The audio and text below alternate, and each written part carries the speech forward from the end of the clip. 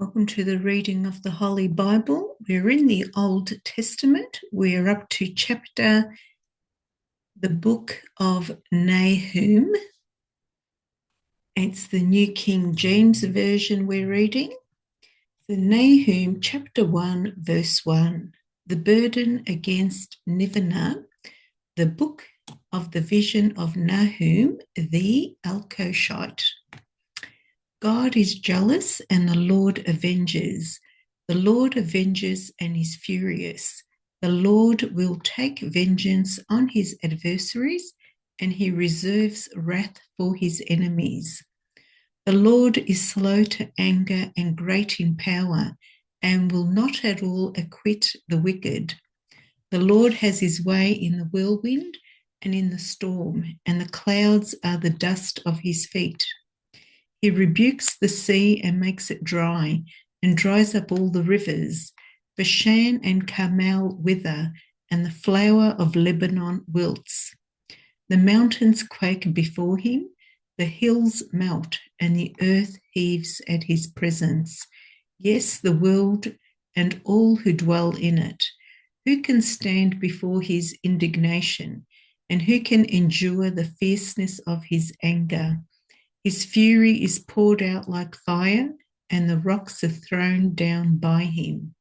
The Lord is good, a stronghold in the day of trouble, and he knows those who trust in him. But with an overflowing flood, he will make an utter end of its place, and darkness will pursue his enemies. What do you conspire against the Lord?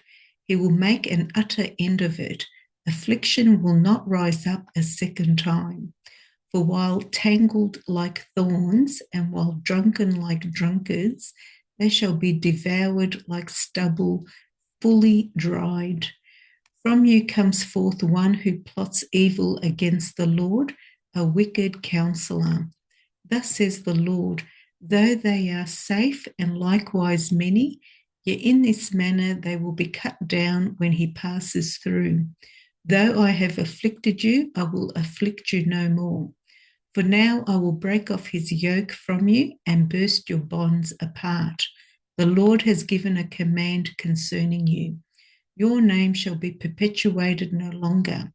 Out of the house of your gods I will cut off the carved image and the moulded image. I will dig your grave, for you are vile. Behold on the mountains the feet of him who brings good tidings, who proclaims peace. O Judah, keep your appointed feasts, perform your vows, for the wicked one shall no more pass through you. He is utterly cut off. Chapter 2. He who scatters has come up before your face. Man the fort, watch the road, strengthen your flanks, fortify your power mightily. For the Lord will restore the excellence of Jacob like the excellence of Israel. For the emptiers have emptied them out and ruined their vine branches. The shields of his mighty men are made red. The valiant men are in scarlet. The chariots come with flaming torches in the day of his preparation, and the spears are brandished. The chariots rage in the streets. They jostle one another in the broad roads. They seem like torches. They run like lightning. He remembers his nobles. They stumble in their walk. They make haste to her walls, and the defense is prepared. The gates of the rivers are opened, and the palace is dissolved. It is decreed, she shall be led away captive. She shall be brought up, and her maidservants shall lead her as with the voice of doves, beating their breasts. Though Nineveh of old was like a pool of water, now they flee away. Halt, halt, they cry, but no one turns back. Take spoil of silver, take spoil of gold. There is no end of treasure or wealth or every desirable prize.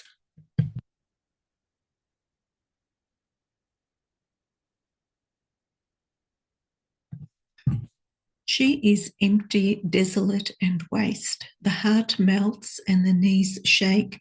Much pain is in every side, and all their faces are drained of colour. Where is the dwelling of the lions and the feeding place of the young lions, where the lion walked, the lioness and lion's cub, and no one made them afraid? The lion tore in pieces enough for his cubs, killed for his lioness, filled his caves with prey and his dens with flesh. Behold, I am against you, says the Lord of hosts. I will burn your chariots in smoke, and the sword shall devour your young lions. I will cut off your prey from the earth, and the voice of your messengers shall be heard no more. Chapter 3. Woe to the bloody city, it is all full of lies and robbery. Its victim never departs. The noise of a whip and the noise of a rattling wheels, of galloping horses, of clattering chariots, horsemen charge with bright sword and glittering spear. There is a multitude of slain, a great number of bodies, countless corpses. They stumble over the corpses because of the multitude of the harlotries of the seductive harlot, the mistress of sorceries, who sells nations through her harlotries and families through her sorceries. Behold, I am against you, says the Lord of hosts. I will lift your skirts over your face. I will show the nations your nakedness and the kingdoms your shame. I will cast abominable filth upon you, make you vile and make you a spectacle. It shall come to pass that all who look upon you will flee from you and say, Nineveh is laid waste. Who will bemoan her? Where shall I seek comforters for you? Are you better than No Ammon, that was situated by the river, that had the waters around her, whose rampart was the sea, whose wall was the sea? Ethiopia and Egypt were her strength, and it was boundless. Put and Lupin were your helpers, yet she was carried away. She went into captivity. Her young children also were dashed to pieces at the head of every street. They cast lots for her honourable men, and all her great men were bound in chains. You also will be drunk, you'll be hidden, you also will seek refuge from the enemy. All your strongholds are fig trees with ripened figs. If they are shaken, they fall into the mouth of the eater. Surely your people in your midst are women. The gates of your land are wide open for your enemies. Fire shall devour the bars of your gates. Draw your water for the siege.